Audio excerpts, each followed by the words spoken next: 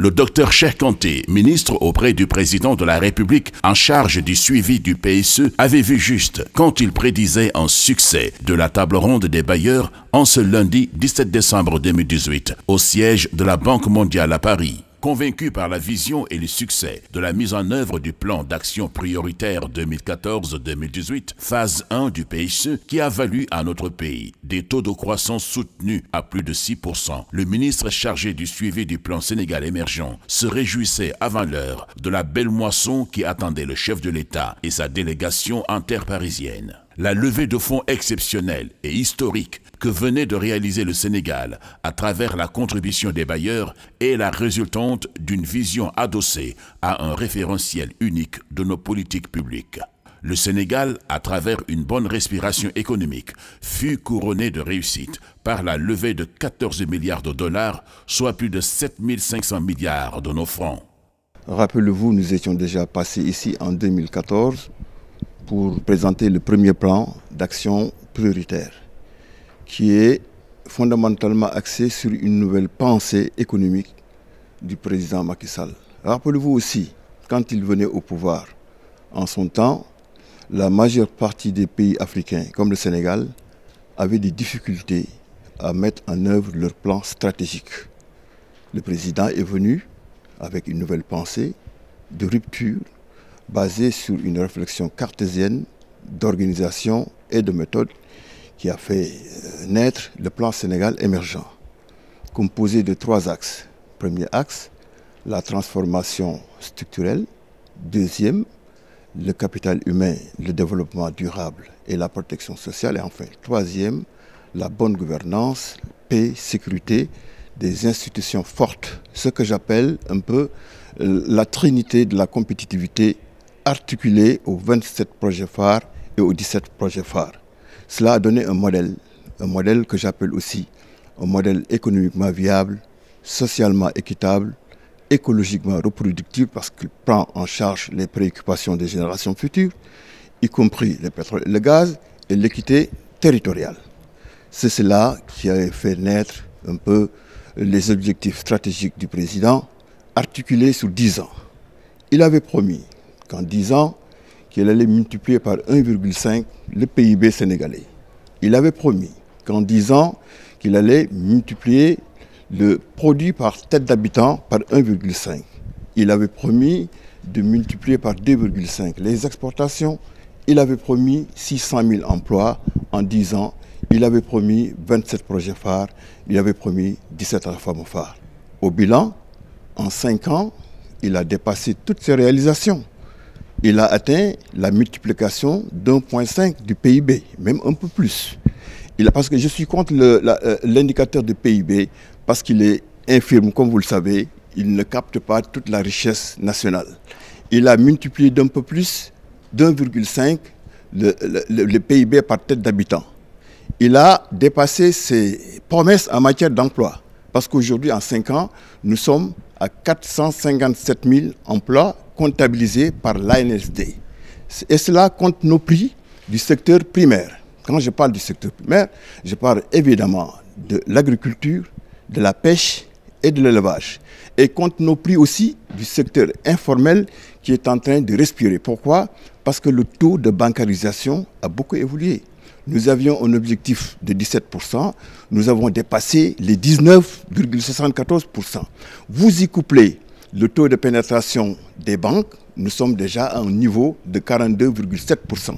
Compte nos prix maintenant de la poste, de la finance décentralisée, nous avons dépassé un taux d'utilisation des services financiers de 80% et compte nos prix de l'ADER, parce que l'ADER injecte quand même 30 milliards de francs CFA pour les petites et moyennes entreprises.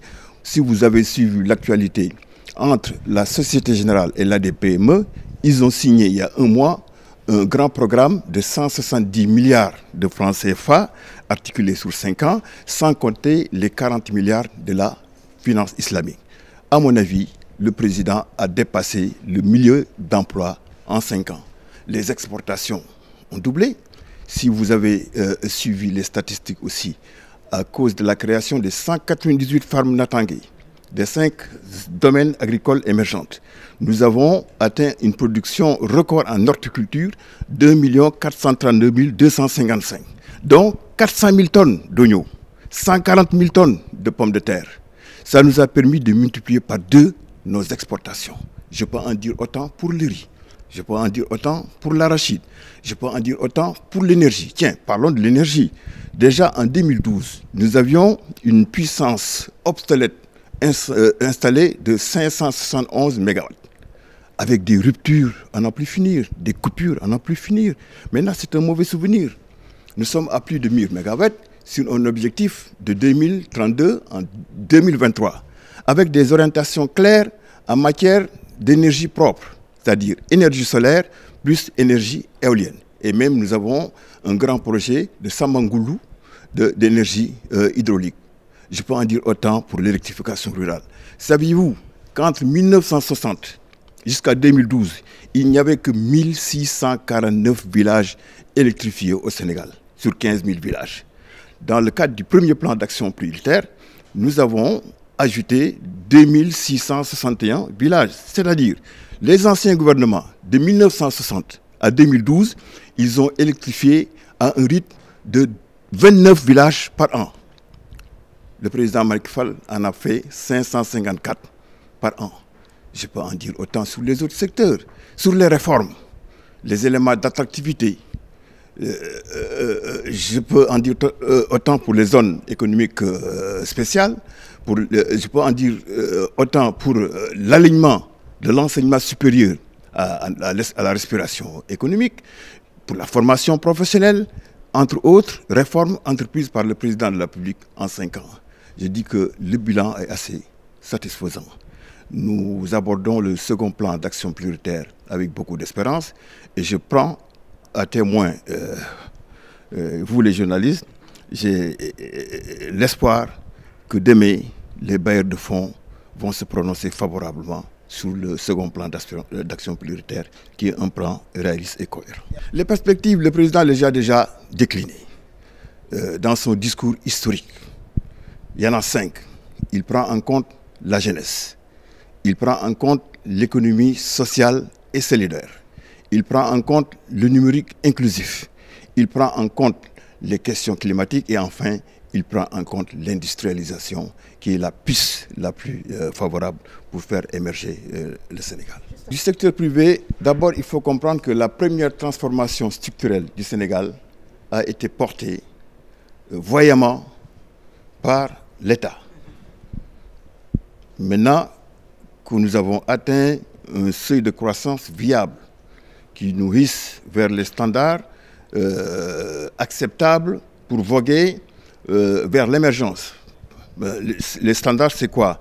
Il faut avoir un taux de croissance variant entre 7 et 8%, c'est-à-dire un taux de croissance de loin supérieur aux croissances antérieures, un taux de croissance de loin supérieur au taux de croissance démographique, un taux de croissance supérieur à la moyenne des pays développés et à la moyenne des pays émergents.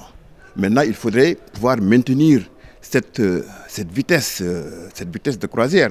Et c'est là où le partenariat public-privé, à travers les privés, ce partenariat a sa place. Donc, le président de la République a orienté justement le privé pour qu'il ait une place fondamentale dans la seconde phase du plan d'action prioritaire.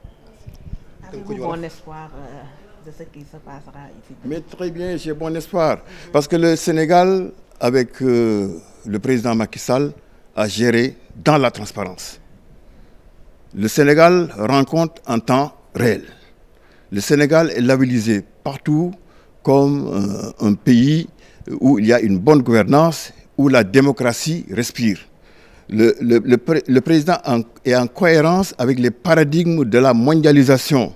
Donc j'ai bon espoir que déjà demain, à la première heure, les bailleurs de fonds vont se prononcer favorablement sur les prérequis du second plan d'action prioritaire. Le docteur Cheikh Konté, en capitaine du dispositif du suivi de la mise en œuvre du plan Sénégal émergent, avait, dans ses propos à la veille du groupe consultatif, relaté le film de la journée.